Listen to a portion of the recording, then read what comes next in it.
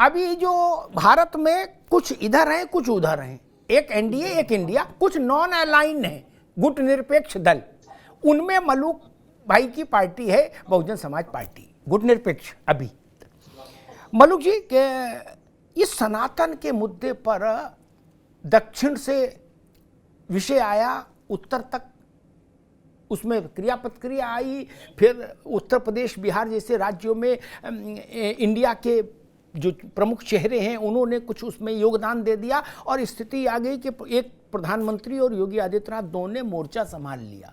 अब इन दो के मोर्चा संभालने के बाद तो ये लगभग तय हो गया कि ये मुद्दा चुनाव में प्रमुख मुद्दा रहेगा।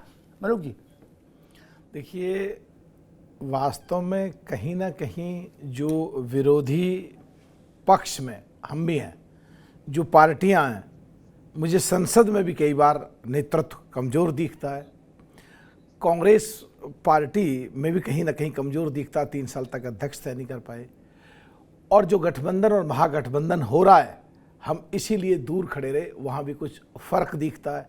दिल्ली में मीटिंग होती है, अलका लामा जी मीटिंग से बाहर कहती हैं हम 7 सीट पे चुनाव लड़ेंगे।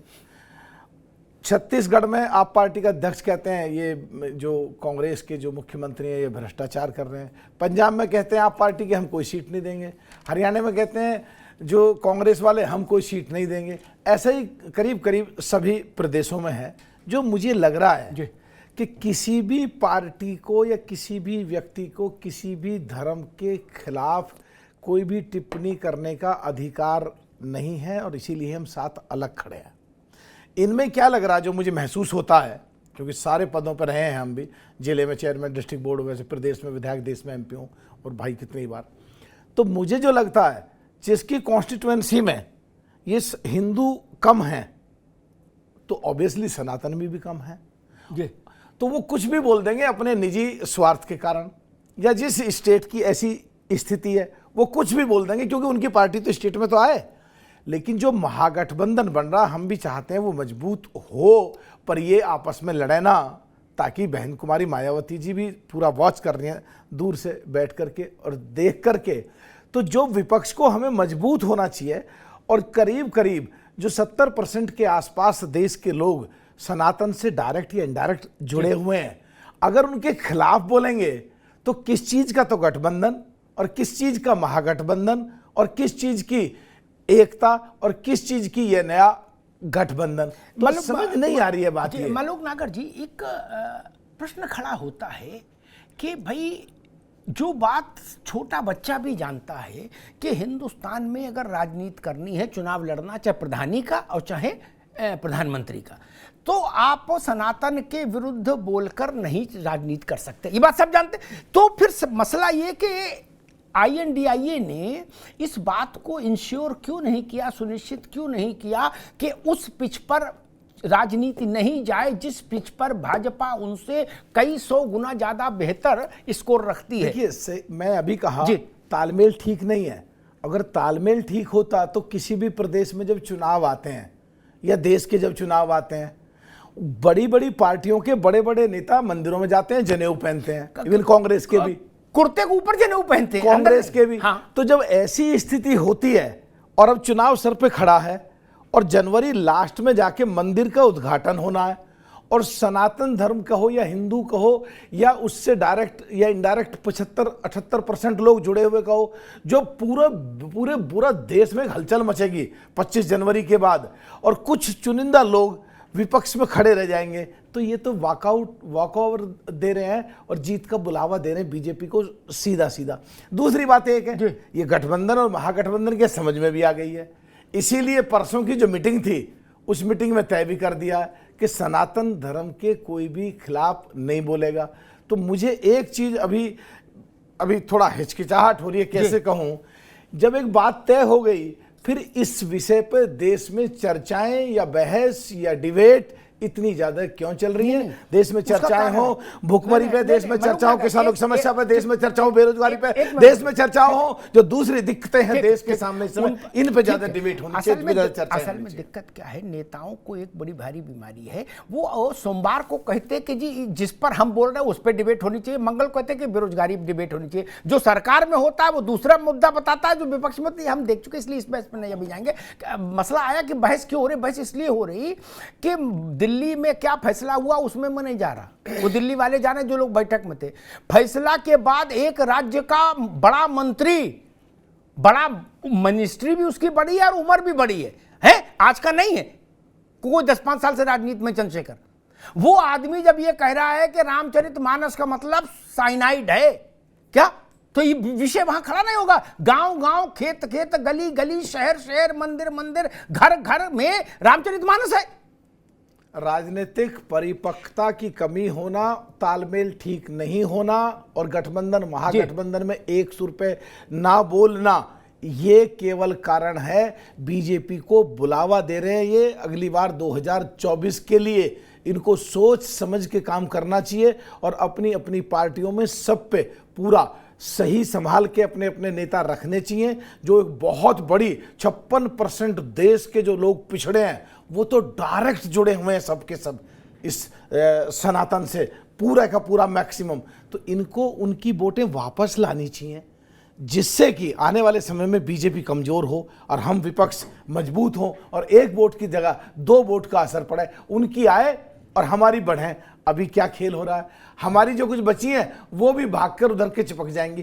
पता नहीं है ये क्या नेतृत्व है इस महागठबंधन, लेकिन गठबंधन का शीर्ष नेता मलूक कौन है, जी, कांग्रेस के शीर्ष वाले लोग संज्ञान क्यों नहीं ले रहे हैं, इस पर सख्त कार्रवाई क्यों नहीं कर रहे हैं? मलूक जी, आप कह रहे हो कि भाई हम भी विपक्ष में हैं और विपक्ष वाले जो INDIA वाले हैं ये गाहे बगाए ये कहते हैं कि ना भाई बसपा हमारे साथ नहीं, बसपा तो बीजेपी के की बीटी में और बीजेपी के साथ प्ले कर रही है। अच्छा भैया, अब ये मतलब आप कह रहे हो कि हम इसी thank you। लड़की वाले की तरफ से, लड़की वाले कर रही है हमारी तरफ से नहीं। अमिताभ जी जी थैंक यू वेरी मच, आपने एक बहुत बढ़िया प्रश्न किया जी। देखिए अगर हमारा वो ऐसा कहते हैं तो बिल्कुल पूरे देश की 2024 की सरकार का रास्ता जाता है उत्तर प्रदेश से। हाँ। और 13.5% हमारे पास इंटैक्ट है। अगर हम 13.5% इंटैक्ट अगर मान लो बीजेपी के साथ मिलते हैं तो क्या 2 लाख से कम पे कोई भी सीट बीजेपी है उसका अलायंस जीतेगी? अगर हम नहीं मिल रहे हैं, नहीं खड़े हैं, तो कहीं ना कहीं कुछ ना कुछ हम देश के लिए भी, जनता के लिए भी और अपनी पार्टी की विचारधाराओं के से भी संबंधित मिल नहीं रहे हैं। पर अगर ये ऐसा कह रहे हैं तो इनकी ना समझी है। 13.5% 80 की 80 वहीं जाएंगी, 50 सीटें हम दूसरे प्रदेशों में, कहीं हमारा 9%, कहीं 7%, कहीं 5%, कहीं 4%, कहीं 2.5% इंटैक्ट लिए हुए हैं, जो 50 सीटें बाहर जाएंगी। तो अगर हम यहाँ मिल गए तो 130 से तो शुरुआत होगी 2024 के चुनाव की। तो ये जो लोग कांग्रेस के कुछ लूटताक करते हैं या महागठबंधन या गठबंधन के, इनको खुद शर्म आनी चाहिए। हम अभी भी रोके हुए हैं कैसे विपक्ष की मजबूती बढ़े, और नहीं तो कांग्रेसियों को बजाय हमें बदनाम करने के गिरेबान में झांके। 6 विधायक हमारे डांका डाल के राजस्थान में तोड़ के ले गए, 7 विधायक हमारा अभी जो सत्र चल रहा है मध्य प्रदेश में विधायक डांका डाल के ले गए, 3 विधायक हमारे उत्तराखंड में डांका डाल करके ले गए। चोरी भी करते हैं, सीना चोरी भी करते हैं, बदनाम भी हमें करते हैं। अगर वास्तव में देखा जाए आकलन की स्थिति से, वास्तविकता की स्थिति से, व्यावहारिकता की स्थिति से, तो जो कार्यकलाप है इनके, हमारा नेता सदन लोकसभा में खड़ा हो कहता राष्ट्र की पत्नी कहता, कभी चिड़ी मार कहता, कभी कबूतर मार कहता अपने आप को, इनकी जो कार्यकलाप हैं वो ऐसे हैं कि विपक्ष कमजोर हो रहा है और वास्तव में बी टीम कांग्रेस है बीजेपी की। मुन्ना खान, बीएसपी कह रही है कि वास्तव में भाजपा की बी टीम तो कांग्रेस है जो भाजपा को मजबूत बनाने का हर संभव कार्य कर रही है। आपके साथ जो बीएसपी के सांसद है हमारे साथ, मैं तो पहले इनका शुक्रगुजार करता हूं कि इन्होंने जो बात कही बिल्कुल समझ में नहीं है, अजीबोगरीब बात की। अरे महोदय, पहले आप तो ये बता दें कि उत्तर प्रदेश में आप भारतीय जनता पार्टी के साथ हो या बीएसपी के साथ हो या सपा के साथ हो, आपके राज्य में आपके शासनकाल के बाद जो बीजेपी के शासनकाल में जो वहां दलितों की जो दुर्गति हो रही है, क्या आपसे छिपी है? क्या वहां दलितों को अभी भी मंदिर में नहीं जाने दिया जाता? क्या वो मुस्लिम है? क्या है वो? आपने कितनी आवाज उठाई दलितों के लिए? नहीं दलित नहीं, वो कह रहे हैं कांग्रेस भाजपा की बी टीम है। अभी दलित का विषय बाद में लेंगे। अभी वो ये कह रहे हैं, बड़ी बात है जब वो भाई मलूक नागर छोटे व्यक्ति तो है नहीं, वो अगर ये कह रहे हैं कि कांग्रेस भाजपा की बी टीम है, ये नया आरोप है, ये नई किस्म की फिल्म आई है बाजार में। नहीं बिल्कुल नहीं, सांसद जी के मानसिकता को दर्शाती भी है कि किस तरीके से ये कांग्रेस पार्टी को भारतीय जनता पार्टी की बी टीम कह रही है। अरे भाई, अन्याय के खिलाफ चाहे अंग्रेज हो या भारतीय जनता पार्टी हो या कोई दल हो, कांग्रेस यही लड़ी है। जनता की लड़ाई, जनता के हित की लड़ाई कांग्रेस पार्टी ने ही लड़ी है। लेकिन आप बताओ ना, आप जो कहते हो मैं दलित का बहुत बड़ा शुभचिंतक, कितनी लड़ाई आपने दलितों के लिए लड़ी? नहीं, उन्होंने दलित की बात ही नहीं की दलितों के। नहीं, आप अमिताभ जी सवाल करने दीजिए सांसद जी से। नहीं, अभी ये बात कर रहे थे कि 13% वोट बीजेपी में जाएगा, 2 लाख वोट उसके ऐसे बढ़ जाएंगे। तो आपको रोका किसने? आप जाओ बीजेपी में जाने से किसने रोका है? आपकी खामोशी बता रही है। जिस तरीके से खामोश हो। एक मिनट, उनके आपने सवाल किया मुन्ना खान साहब, एक मिनट भाई, अभी आप उत्तर दे ले, उनसे उत्तर तो ले लो, रुक जाओ, अभी रुकिए। मलूक जी वो कह रहे हैं कि भाई आपकी खामोशी बता रहे हैं कि मामला कुछ कैड़ा है, पर्दे के पीछे कुछ है, और दूसरा वो ये कह रहे हैं कि भाई आपको किसी ने रोका है। सुना फिर का, देखिए हमारा देश सबसे पहले है और देश के लोग भी सबसे पहले हैं। जहां तक दलितों की, पिछड़ों की, अगले तो प्लीज बोलने दो, प्लीज बोलने दो। अरे बोलो, मैं कांग्रेस से, सुनो मुन्ना खान, मैं कांग्रेस से विधायक रहा हूं और एक ही घर था जहां सगे 3 भाई ऐसे मेंबर थे। प्लीज मुझे बोलने दो जी। हमारे लिए देश सबसे पहले, देश के लोग सबसे पहले, अकलितों की, दलितों की और कमजोरों की, पिछड़ों की जो आवाज हम पार्लियामेंट में उठाते हैं, मैं सामने बैठा हूं, कांग्रेस के आधे एमपीओं को जोड़ लो तो नंबर देख लो, p.r.s.india। आज अभी रिकॉर्ड चेक कर लो। दूसरा, जहां तक बात है दलितों की वोट ले ली, पिछड़ों की वोट ले ली, 67-68 साल शोषण करते रहे। तुमने तो अंबेडकर बाबा को कभी बात नहीं मानी, उनके खिलाफ उनके शिष्य को चुनाव लड़ा के उन्हें भी हरवाया। तुम तो कम से कम दलितों की बात मत करो। अरे हम, रुको, सुनो आराम से, हम कांग्रेस को मजबूत करना चाहते हैं, इसलिए अलग खड़े हैं।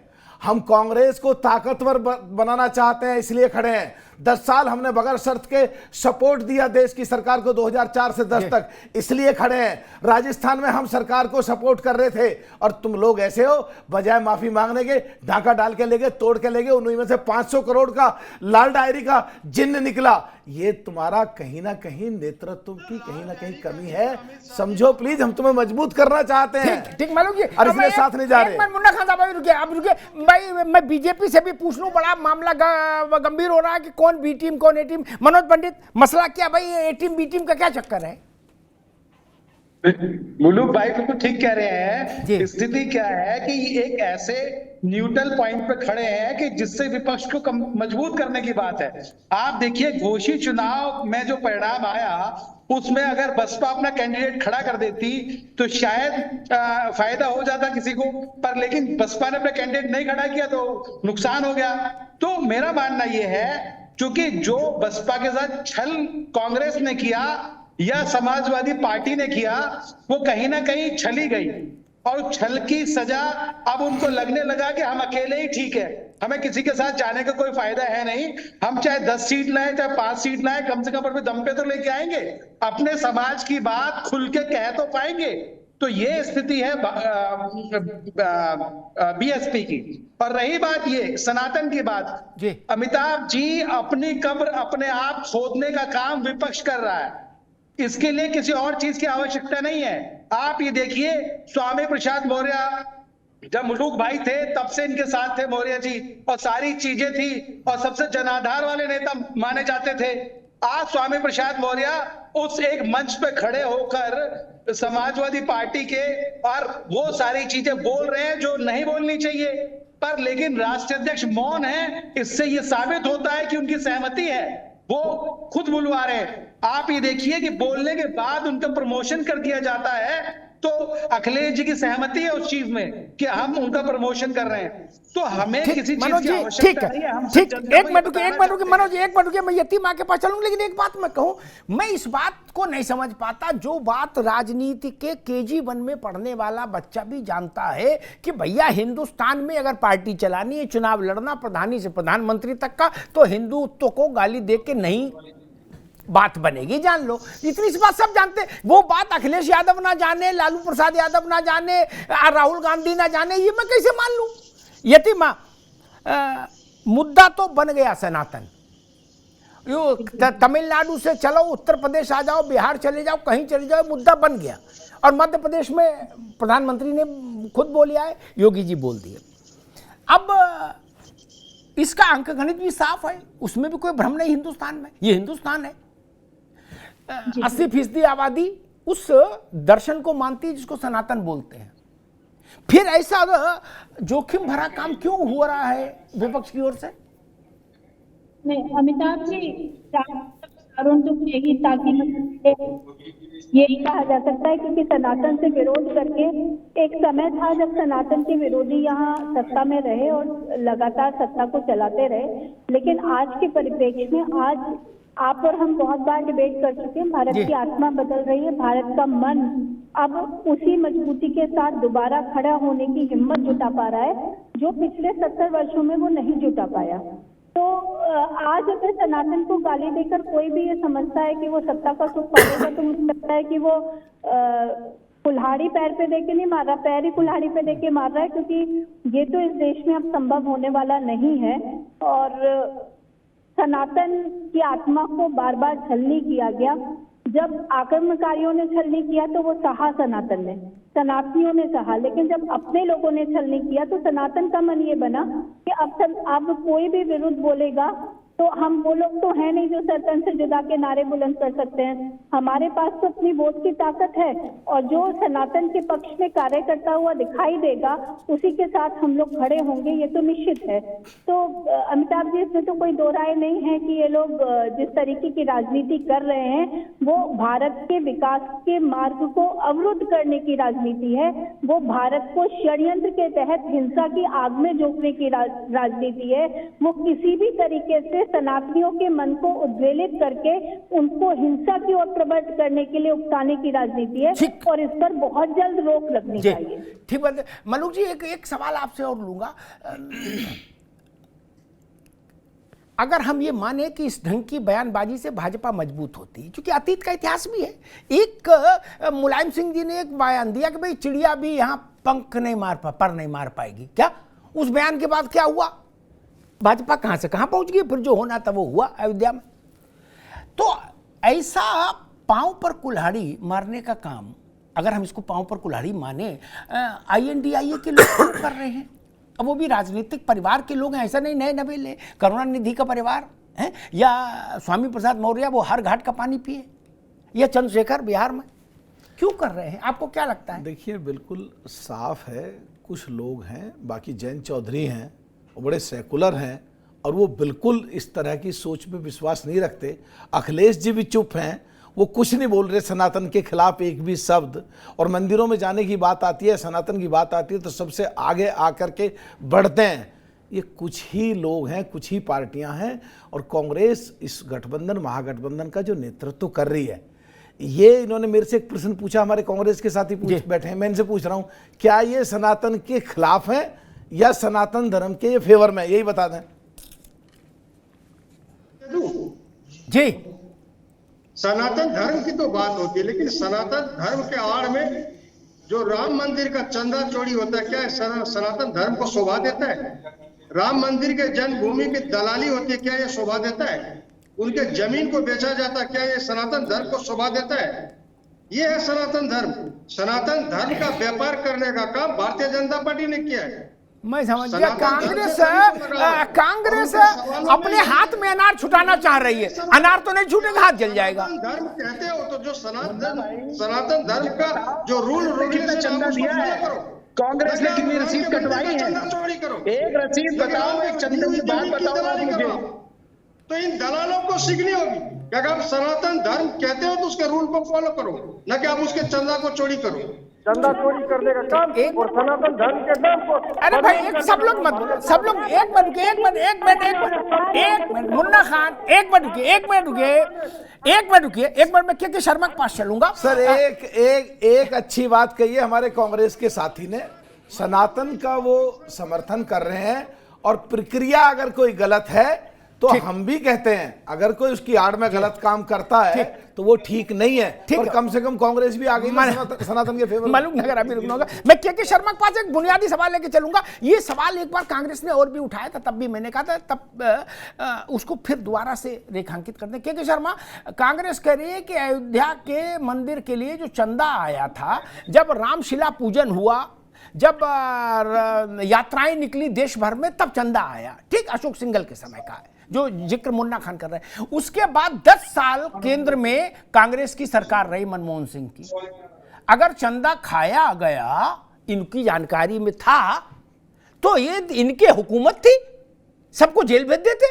के शर्मा नहीं भाई, आप 10 साल भारत के जिले हिला ही रहे मामा दौलत शर्मा जी, तब तो जेल भेजा नहीं। अब बता रहे हो जब आपके पास कुछ पावर नहीं बची तो कह रहे हो कि जी इन्होंने चंदा खा लिया। के शर्मा जी, अमिताभ जी बहुत सही बात आपने बोला जी कि यदि ये 10 साल जब इनका था तो उस समय कहाँ सोए हुए थे। और ये आप देखो कि हर कोई पार्टी, जब कोई पार्टी छोड़कर दूसरी पार्टी में जाते हैं तो उस समय उस पार्टी के खिलाफ में जब तक रहते हैं नहीं बोलते, जैसे ही पाला बदलते हैं दूसरी पार्टी में जाते हैं, उस पार्टी की जितनी जो लाल डायरी हो चाहे पीली डायरी हो सब बाहर निकल आती है। उससे पहले उनके पास जो लाल डायरी है ना वो छिपा के रखते हैं। तो कहीं ना कहीं वो एक चीज आप देखो कि अभी स्टालिन ने जो बोला वो निंदनीय है। लोगों ने सारे सनातनी जो है चाहे जो भी हिंदू है इसको लाइक नहीं करेंगे, और यदि इस पे बाकी दल यदि खामोश है तो इसका कहीं ना कहीं मतलब है कि वो भी सनातन धर्म जो स्टालिन जो बोले हैं उसका समर्थन नहीं करते, लेकिन साथ में खंडन भी नहीं कर रहे। अब लेकिन जिस तरह से राहुल गांधी ने एक बात बोली थी कि सारे मोदी ही क्यों चोर होते, तो देश के अलग अलग कोनों में वहां पे एफआईआर लॉन्च होता है, धरना होता है, प्रदर्शन होता है, लेकिन स्टालिन के इस बात को बोलने से न हिंदू धर्म गुरु न ही बीजेपी के जो समर्थन के लोग, ना तो कोई धरना, ना तो मुख्यमंत्री के निवास के बाहर कोई प्रदर्शन, और ना तो कोई अभी तक कोई एफआईआर तक नहीं हुआ। तो कहीं ना कहीं दोहरी चाल जो है, दोहरी जो नीति है बीजेपी की, वो नहीं चाहते कि स्टालिन की बातें जो है उस पर आरोप लगाए। वो चाहते हैं कि टीवी के डिबेट पे सनातन धर्म का मैं रक्षक बन के देश में एक माहौल बनाऊं और चुनाव के जो विकास के मुद्दे को कहीं ना कहीं साइड कर दूं। के शर्मा जी अभी रुकना होगा। मनीष कुमार गुप्ता जी भी हमारे साथ आगे, राजनीतिक विश्लेषक मनीष भाई का भी स्वागत है। एक लास्ट बात बोलूंगा जी, बोलिए। कुछ दिन पहले अभी बीजेपी के नेता और जितिन प्रसाद भी वही थे, जिस तरह से शिवलिंग में हाथ धोया और जिस तरह से कहीं ना कहीं देखिए ऐसा आज के धर्म में हम लोग बचपन से हमारे माता पिता सिखाया है कि जी बिल्कुल ठीक कहीं और धोया जाता है। ठीक है शर्मा जी अभी रुकिए थोड़ा सा, मनीष जी भी आ गए, उनका भी स्वागत है। मैं एक बात कहूंगा, जब भी कोई हमसे ये कहता है ऐसे डिबेट्स में कि भाजपा इस मुद्दे को इसलिए तूल दे रही है कि विकास का मुद्दा नहीं आए, रोजगार का मुद्दा नहीं आए, मनीष बाबू आपके पास आ रहे हैं, रोजगार, बेरोजगारी और इस तरह तमाम सब विषय उठाए जाते हैं, उनका मुद्दा नहीं आए, तो मैं कहता हूं दादा मेरे अपने लोगों को ट्रेनिंग काहे नहीं देते कि वो बात बोले नहीं जिस पे भाजपा प्रतिक्रिया दे और देश भर में इशू खड़ा कर दे। अगर स्टालिन का बेटा, स्टालिन का मंत्री, लालू यादव की पार्टी का मंत्री, अखिलेश यादव जी की पार्टी का महामंत्री नहीं अल्ल बल्ल बोलते तो भाजपा मुद्दा नहीं बनाती। मनीष जी मैं ये नहीं समझ पा रहा, आप क्या विपक्ष ये चाहता है कि हम बोल दें तुम जवाब मत देना? देखिए मैं समझता तो ये तो संभव नहीं रहा, वो भी राजनीति करने आए भैया। मनीष जी मैं समझता हूं कि इसमें सनातन विरोध कोई बात ही नहीं है जी। कांग्रेस के नेता कोई सनातन के विरोध की बात मन में नहीं लाए हैं, सच्चाई कुछ और है। सच्चाई यह है कि जब डॉट वाले INDI गठबंधन बना तो उन्होंने कहा कि मोदी को कैसे हराया जाए, तो उन्होंने कहा भाई उत्तर भारत में मोदी को हराना तो लगभग मुश्किल है, तो इसकी राह निकलेगी दक्षिण से। अब दक्षिण में क्या है, हिंदू संगठन अभी मुखर नहीं है, एकत्र नहीं है, वहां ईसाई इकट्ठे हैं। तो उन्होंने कहा हिंदुओं को गाली दे तो मुसलमानों को नॉर्थ में और साउथ में ईसाइयों को जोड़ लेंगे, तो एक प्रभावी संगठन खड़ा हो गया।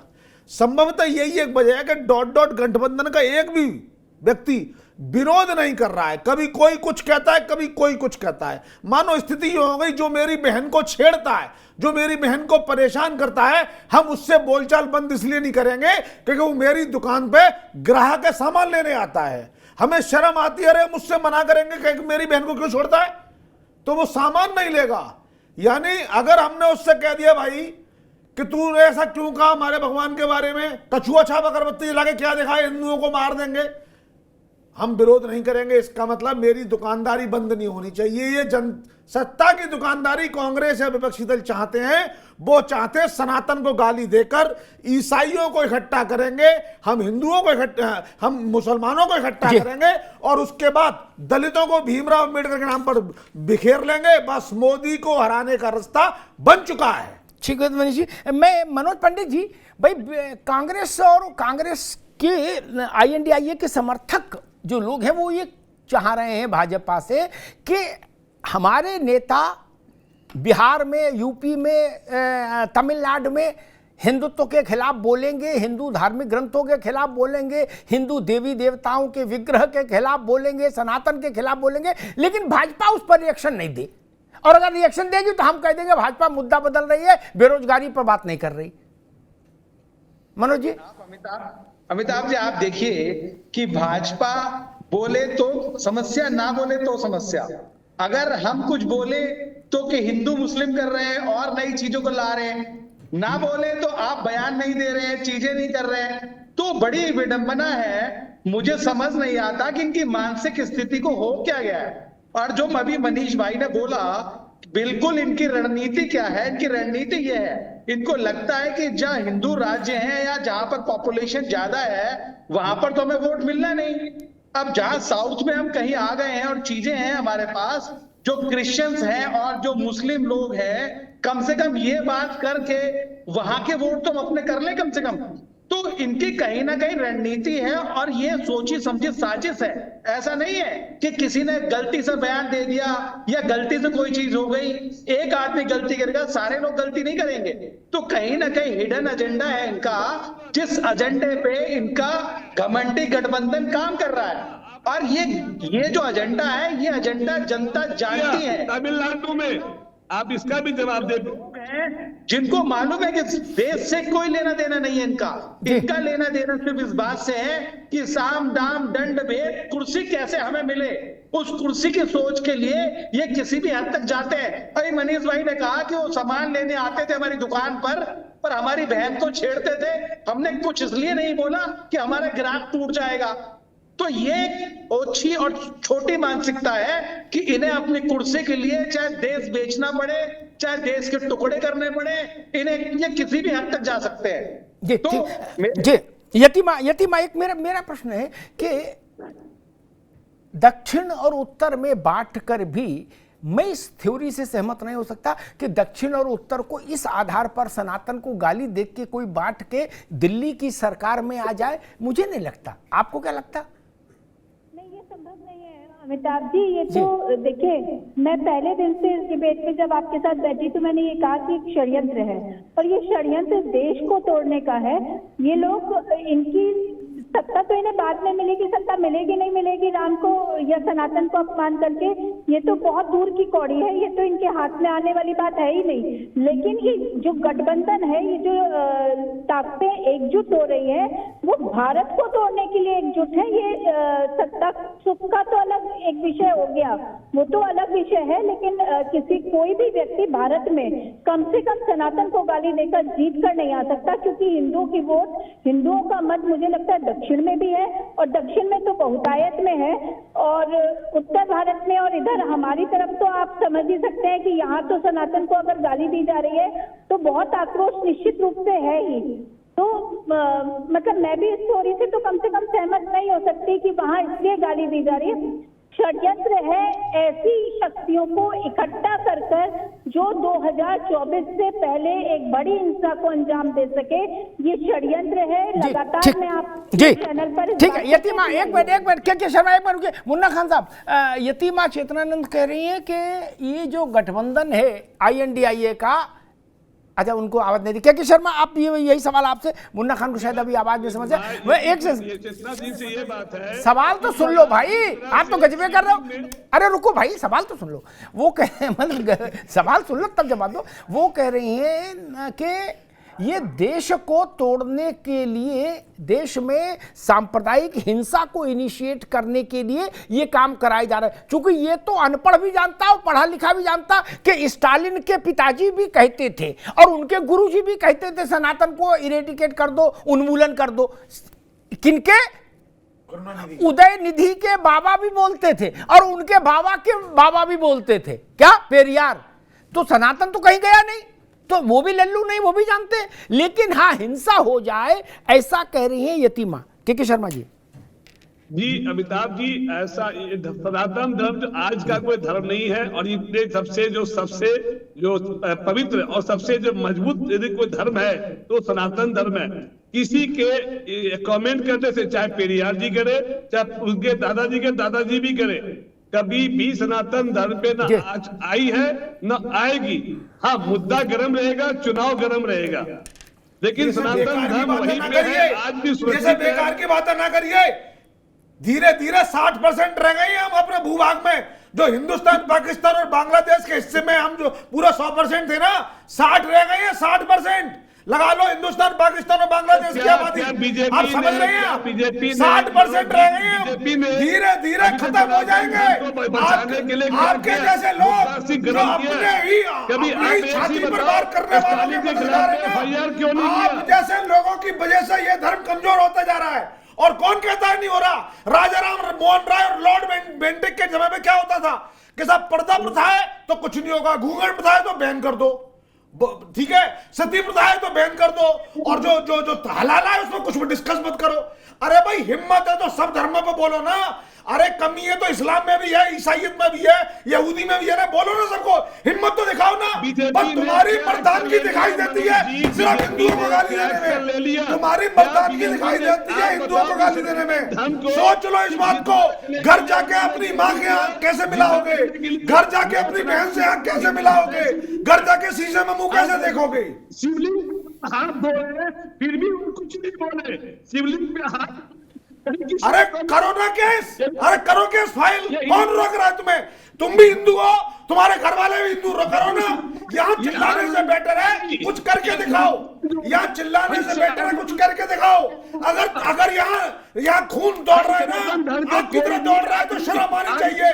कोई तुम्हारे धर्म को मच्छर बीमारी बोल रहा है और मिटा देगा ऐसा कह रहा है, और तुम्हारा खून नहीं खोल रहा, तुम्हारा खून नहीं खोल रहा, तुम्हारा खून नहीं है, पानी है, ठंडा पानी हो चुका है, जम चुका है तुम्हारा पानी। ठीक है मनीष जी, शर्मा जी के शर्मा जी, दूसरे से कहने से अच्छा आप भी भारत के सम्मानित नागरिक है, आप ही एक मुकदमा दायर कर देते ये स्टालिन के खिलाफ, तो भी एक नजीर होती कि देखो उनने नहीं किया, हमने किया। ठीक है ना, आजकल तो पैसा भी नहीं लगता, ऑनलाइन हो जाता, मोबाइल से मुकदमा। भैया अब तो थाने, अरे रुको भाई, मुन्ना खान जी भी है, अब एक बार रुकिए, एक बार, अब तो कहीं जाना नहीं, अब तो केवल उसी से हो जाता है, मोबाइल से ही मुकदमा दर्ज हो जाता है, आने जाने का भी पैसा नहीं लगता। एनसीआर करती है, FIR के लिए प्रॉपर कंप्लेन होती तो है, ठीक है ना, वो कर लेना चाहिए। फिर ठीक है, तो और अगर नहीं कर रहे तो फिर दूसरे के लिए क्या कहना, जब हम ही नहीं कर रहे। मुन्ना खान साहब, अरे और जो हमेशा के लिए के शर्मा अभी रुक गया, इनकी आवाज बन चुकी है। मसला ये नहीं है, मसला ये है कोई भी विचारक, कोई भी राजनीतिक व्यक्ति को ये कहने का अधिकार नहीं कि हम एक मसले को छेड़ेंगे, दूसरा उस पर प्रतिक्रिया नहीं देगा। प्रतिक्रिया देगा तो हम कहेंगे कि ये बेरोजगारी से मसला हटा रहे। सनातन का उन्मूलन करने के लिए INDIA बना। मुन्ना खान सुन लीजिएगा मेरी बात ध्यान से। INDIA के मंत्री ने कहा तमिलनाडु में कि के हमारा गठबंधन क्यों बना, मैं बताता हूं। सनातन को खत्म करना है। ये बेरोजगारी का मुद्दा है, ये अल्पसंख्यकों का मुद्दा है, ये गरीबी मिटाओ अभियान है, ये महिला पढ़ाओ अभियान है, ये सड़क बनाओ अभियान है, ये दलितों के हित के लिए है। ये कौन सा अभियान है सनातन का उन्मूलन, जो आप अभी सबको बता रहे थे कि इन विषयों पर चर्चा नहीं होती है?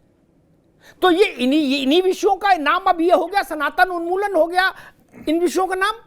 मुन्ना खान जी जी, अभी मैं अमिताभ जी बहुत गौर से सुन रहा था मनीष जी को, कलेजा फाड़ फाड़ करके कह रहे थे कि हिंदू खत्म हो रहा 60% है। तो मैं ये कहता हूँ, यहाँ हिंदुस्तान में हर 24 मिनट में एक हिंदू युवती, एक युवती का रेप होता है, तो इनका खून नहीं खोलता। हिंदू के नाम से तो बहुत खून खोल रहा था, लेकिन यहाँ 45 करोड़ युवा हिंदू बेरोजगार है, इनका खून नहीं खोलता। लेकिन हिंदू की बात आ जाए, ये फट अपने बाजू ऊपर करने लगते हैं, ये तब इनका खून खोल जाता। दलित लड़की के साथ रेप होता है, हिंदू रीति रिवाज के बाद के हिसाब से रात में 9 बजे के बाद उसका दाह संस्कार नहीं होना चाहिए, लेकिन योगी सरकार में हो जाता है, तब इनका खून नहीं खोलता। यह हर 1.5 घंटे बाद एक आदमी आत्महत्या कर लेता, वो हिंदू होता, मुस्लिम नहीं होता, तो इनका खून नहीं खोलता। यहाँ पे जो व्यापार बंद हो रहे, जिसमें 83% वो अपने हिंदू भाई है, उनके व्यापार बंद हो रहे, वो करा रहे अभी, तो इनका खून नहीं खोलता।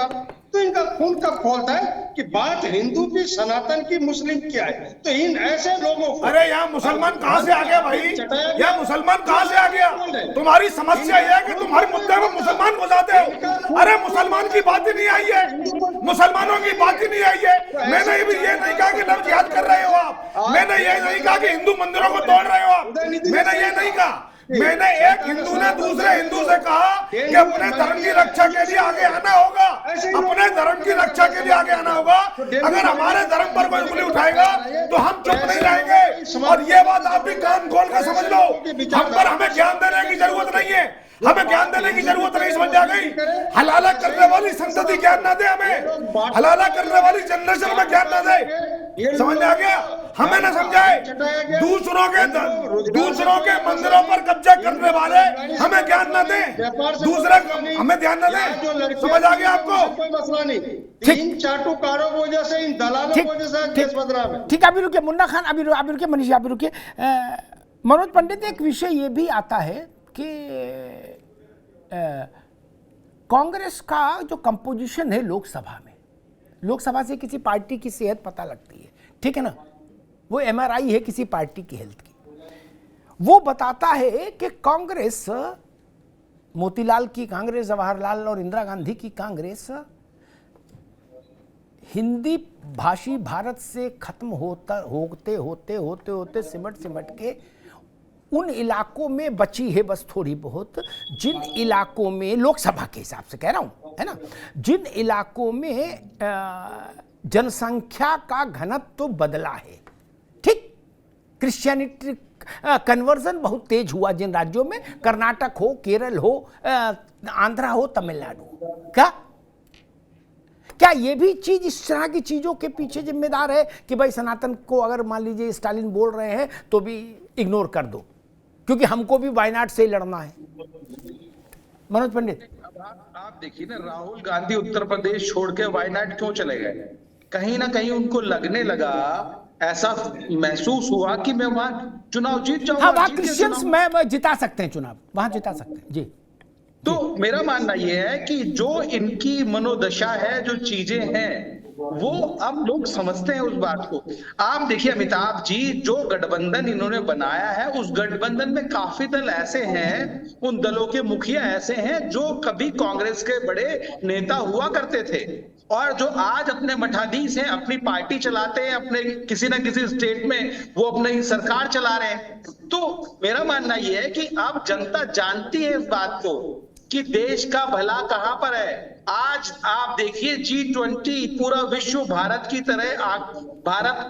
तरफ आंख निहार के उठा के देख रहा है कि हिंदुस्तान आज विश्व को मार्गदर्शन देने की स्थिति में है, पर ये लोग एक ऐसी चीजों को, ऐसे शकूफे छोड़ने में लगे हैं कि जिसका कोई सिर पैर है नहीं। आप ये बताइए कि आप सनातन को खत्म कर देंगे क्या? आपके पास ये शक्ति है, आपके पास ये पावर है? सनातन को कौन खत्म कर सकता है? किसके पास ये चीजें हैं? पर लेकिन एक मुद्दा उठाना है, एक बहस खड़ी करनी है, और वो बहस जो जिन चीजों पे बहस होनी चाहिए, जिन चीजों पे डिबेट होनी चाहिए, उनसे ये दूसरे को जनता के हितों की बात करने की बजाय अपने हित की बात करते हैं और जनता को अलग करने की बात करते हैं। तो मुझे समझ नहीं आता कि कांग्रेस की मानसिकता कहां आ गई है, और कांग्रेस को आंख मंथन करने की आवश्यकता है। 130 साल पुरानी पार्टी आज ऐसी 10-15 साल पुरानी पार्टियों से हाथ जोड़ जोड़ के सीटों की भीख मांगती है। तो इनको अपने ग्रेवान में झांक के देखना चाहिए, अपने आप को खड़े होकर देखना चाहिए कि हम कर क्या रहे हैं। ठीक है मनोज जी। यतिमा, मुझे लगता है कि उत्तर प्रदेश में जब सोनिया जी और राहुल जी अगर आए अमेठी तो, और सुनने में आ रहा है कि प्रियंका जी भी उत्तर प्रदेश से इस बार चुनाव लड़ सकती हैं, ये तीनों माता, पुत्री और पुत्र जब उत्तर प्रदेश में वोट मांगने आएंगे तो उनसे ये सवाल होगा कि हमको सनातन का उन्मूलन करना है। ये बयान आपके गठबंधन के एक बड़े घटक से आया, इसके बाद आप रायबरेली में, फूलपुर में या अमेठी में वोट मांगने आएंगे तो ये प्रश्न तो खड़ा होगा। यतिमा, भाजपा कांग्रेस को किनारे करिए, ये प्रश्न तो हम ही आप पूछेंगे, सभी लोग पूछेंगे जो मतदाता है। वहां तो चिल्ला भी नहीं सकते, यहाँ टीवी में तो चिल्ला भी सकते हो क्या? वहां तो चिल्ला भी नहीं सकते, वहां तो जनता भाई आजकल कुर्ता पकड़ ही लेती जी जी।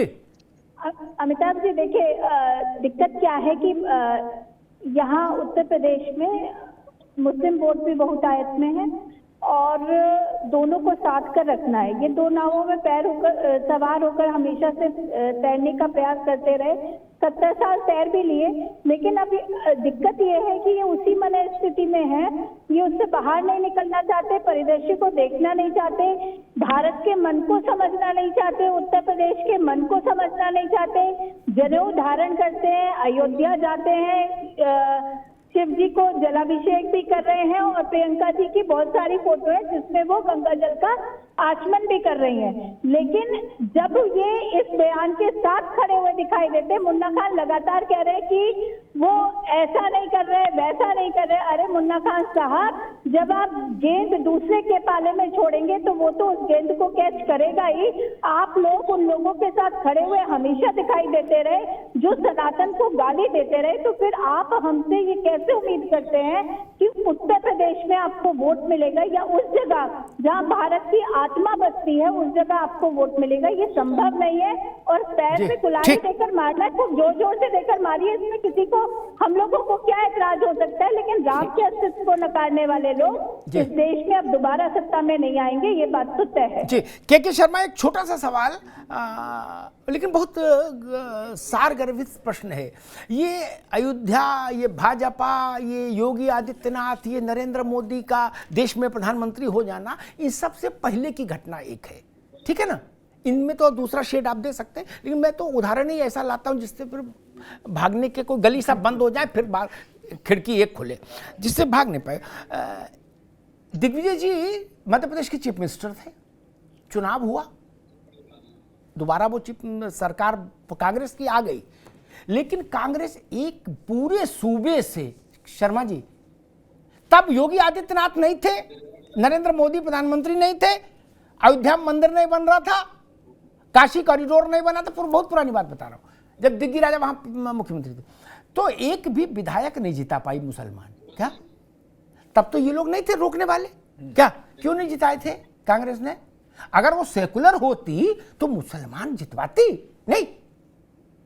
शर्मा जी देखिए, ये अमिताभ जी, जो चुनाव जो होता है वो बेसिकली हम चाहे भी कितना भी जनता के सामने जो मुद्दे को चेंज करना है, चाहे घोषणा पत्र तैयार कर दे, चाहे हिंदू पे कर दे, चाहे मुसलमानों पे कर दे, लेकिन जनता जो है ना, वो वहां के लोकल जो मुद्दे होते हैं या देश की जब रक्षा की बात आती है, तो एक वजह से आपने देखा होगा जब पूरी सर्जिकल स्ट्राइक हुआ था, जो मोदी जी की जो तारीफ हुई थी, उसका रिजल्ट भी जनता के बीच अरे मैंने क्या पूछा?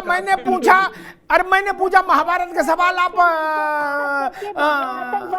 सिकंदर और पौरुष के युद्ध, पुरु के युद्ध का जवाब दे रहे हो महाराज। मैंने बातें दूसरी पूछी, मैंने कहा मुन्ना खान की पार्टी पर अकलियत को भरोसा होता तो ऐसी स्थिति क्यों आती?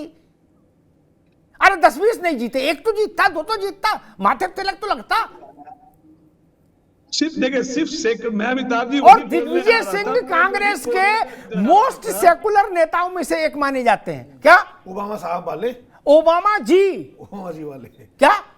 अब बताओ, इससे ज्यादा और क्या सेकुलर हो जाए आदमी? मैं वही अमिताभ छत से जी कूद बताने जाए। जा रहा था कि वहां की, मैं उसी लाइन पे अभी आ रहा था कि जब वहां के सेकुलरशिप हो जाने से मुसलमान या कोई भी है वो किसी अच्छे कैंडिडेट अच्छा नहीं होगा तो नहीं जीताएगी। ठीक है सिर्फ सर, आप ठीक सेकुलर का है, ठेका ठीक। ले लेने से ये ना, ऐसा चलो नहीं ठीक कि है, रुक जनता जाओ भैया, और वहाँ के अरे जो रुको मुसलमान हैं, रुको, उनको शर्मा जी रुक जाओ। एक उदाहरण और दे देते हैं, ये भी भविष्य में सबके काम आएगा। मनीष गुप्ता के भी आएगा, मुन्ना भाई के भी आएगा, शर्मा जी के भी आएगा, पंडित जी के भी आएगा, यतिमा जी का तो इतना लेना देना नहीं राजनीति से। आपने कहा बा कैंडिडेट छोड़ो, दूसरी बात कह देते हैं। मेरे पास तो हर किस्म की दवा है। क्या? पेट की दर्द की भी, कान की दर्द की भी। अब कान की दर्द की ले लो। उत्तर प्रदेश में एक ऐसा लोकसभा चुनाव हुआ जिसमें एक भी मुसलमान जीत के नहीं आया। पंडित जी आप भी सुन लो, काम आएगा। ठीक, मुलायम सिंह जी थे तब। मुन्ना खान आप भी सुन लो, आपके भी काम आएगा। क्या? क्योंकि INDIA तो बना के आप ही आगे चल रहे हो झंडा लेके। मुलायम सिंह जी 2 जगह जीते शर्मा जी, ठीक, आजमगढ़ और मैनपुरी। एक जगह से उनको छोड़ना था। मैंने सलाह दी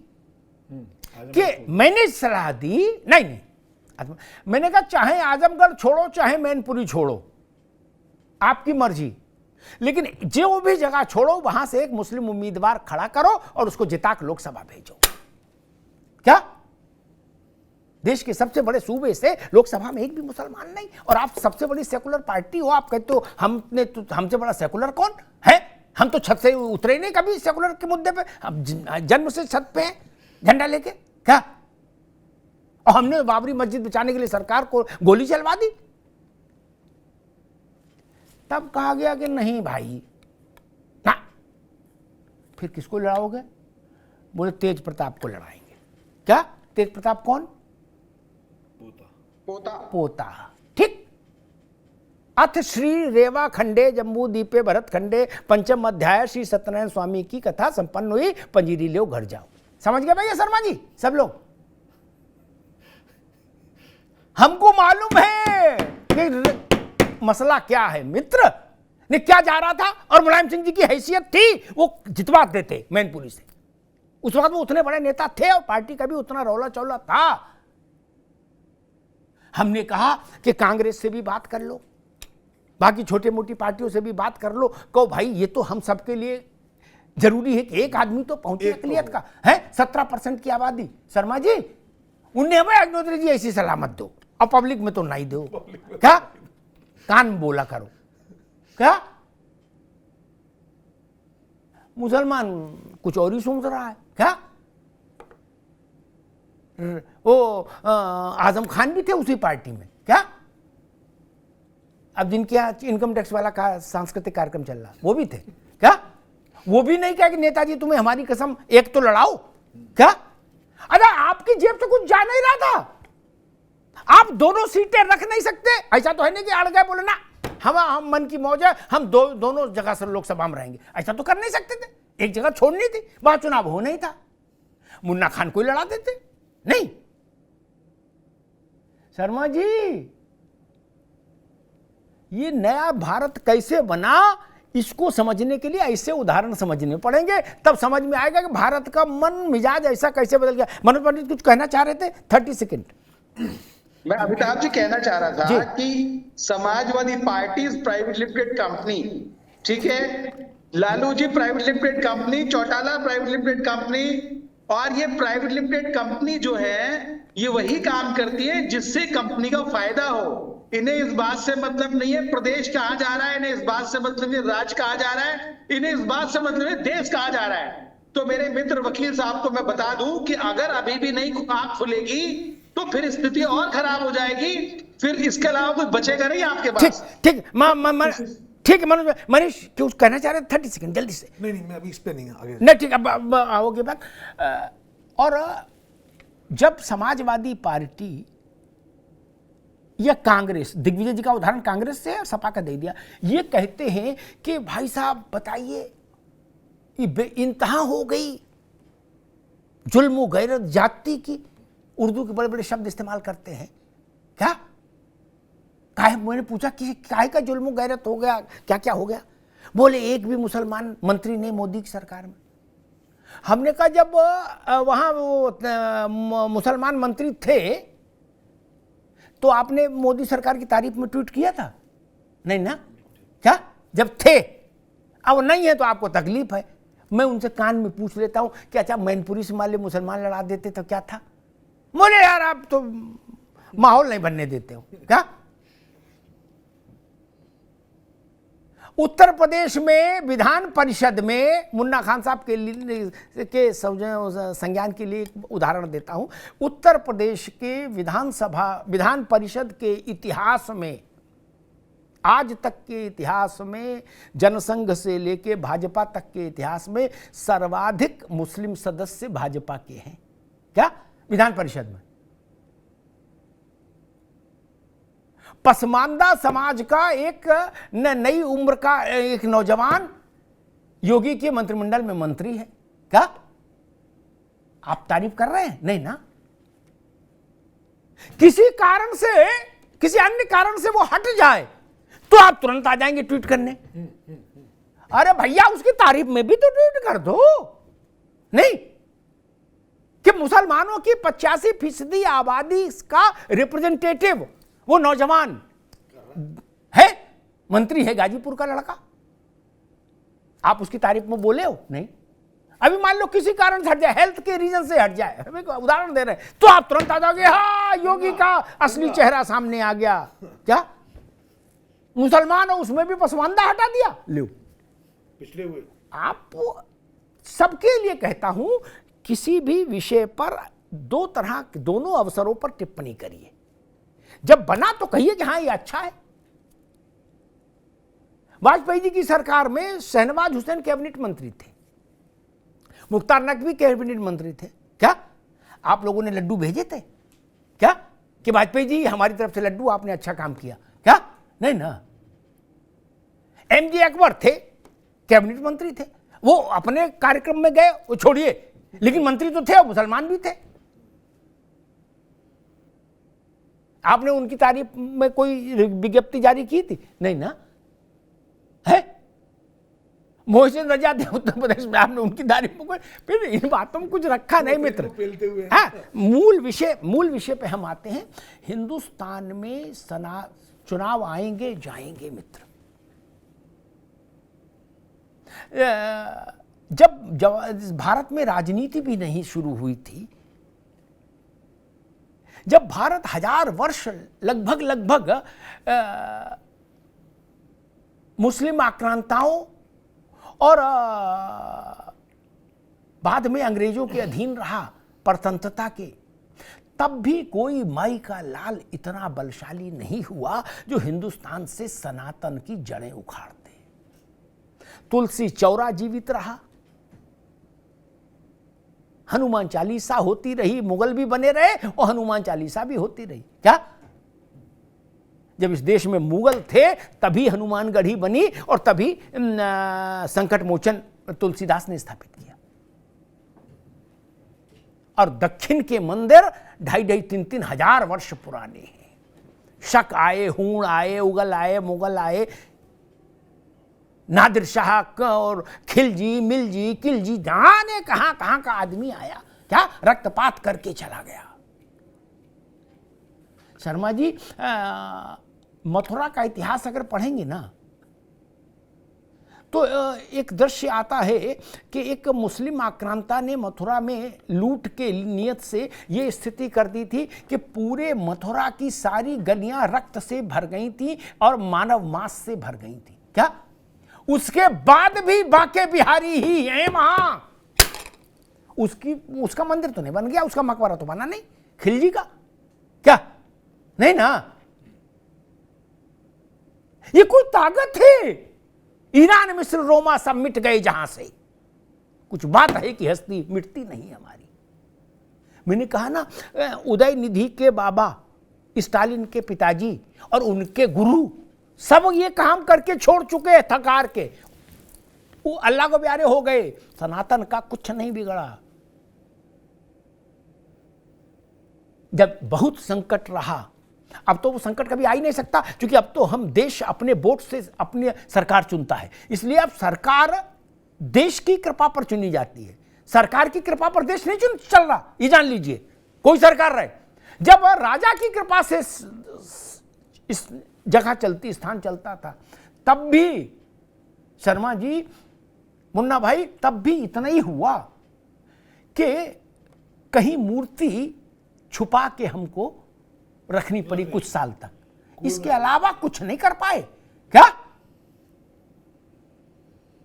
औरंगजेब ने विश्वेश्वर महादेव का मंदिर ध्वस्त करने का आदेश दिया। यतिमा को स्मरण होगा वो कथानक, वहां का पुजारी उस मंदिर के विग्रह यानी शिवलिंग को लेकर कुएं में जीवित जल समाधि ले गया। बाद में उन्होंने उस कुएं के जल को अपवित्र, क्योंकि उसका जल दिया जाता था जो दर्शन करने आते थे। ज्ञान वापी मतलब ज्ञान का कुआं, और हमारे यहां कहते हैं कि शिव के त्रिशूल से वो जल उपलब्ध हुआ था।